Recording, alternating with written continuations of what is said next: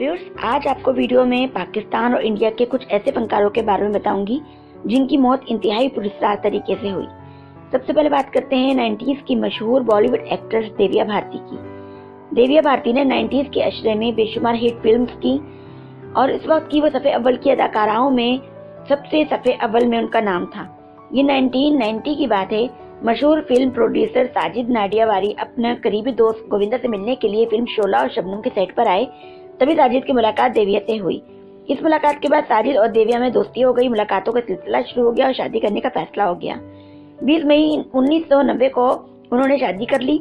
देविया ने ये शादी खुफिया रखी और इस शादी के लिए उसने इस्लाम भी कबूल किया और अपना नाम सना रख लिया।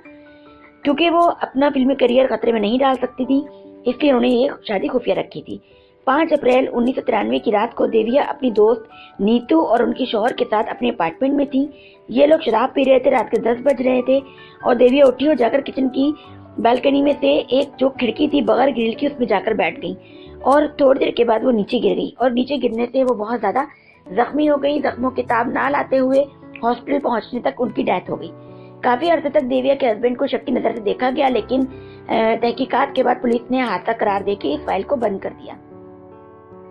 अब हम बात करते हैं पाकिस्तान के मशहूर फिल्म एक्टर सुल्तान राही की, जिन्होंने 700 से ज्यादा पंजाबी और 100 से ज्यादा उर्दू फिल्मों में काम किया। लंबे अरसे तक पाकिस्तानी सिनेमा पर वो राज करते रहे। 1979 में उनकी फिल्म रिलीज हुई मौला जट, जो पाकिस्तान की सबसे बड़ी मूवी बन गई और सुल्तान राही शोहरत की बुलंदियों पर पहुंच गए। 9 जनवरी 1996 की रात थी। जीटी रोड से इस्लामाबाद होते हुए लाहौर की तरफ वो अपनी गाड़ी में जा रहे थे। उनके साथ उनका एक दोस्त भी था। अचानक गाड़ी का टायर फट गया।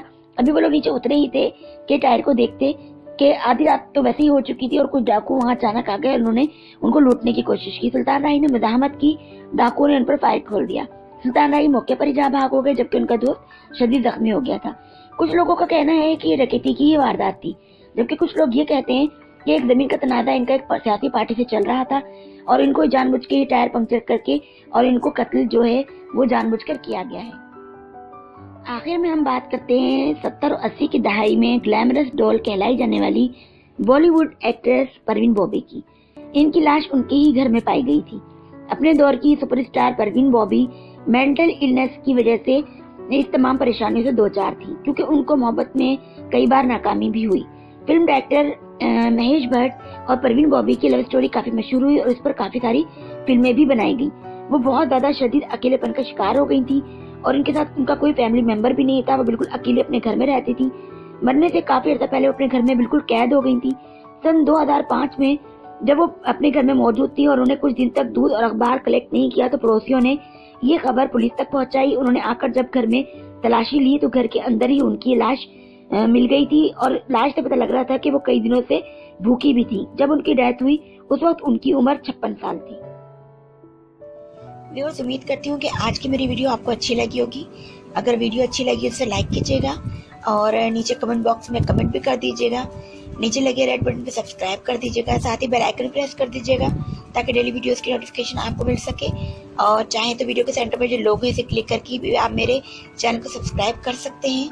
और कोशिश कीजिएगा कि मेरी वीडियोस को शेयर भी कर दें ताकि ज़्यादा से ज़्यादा लोग हमारे साथ कनेक्ट हो सकें। आज के लिए इजाज़त चाहती हूँ। अल्लाह हाफ़िज़।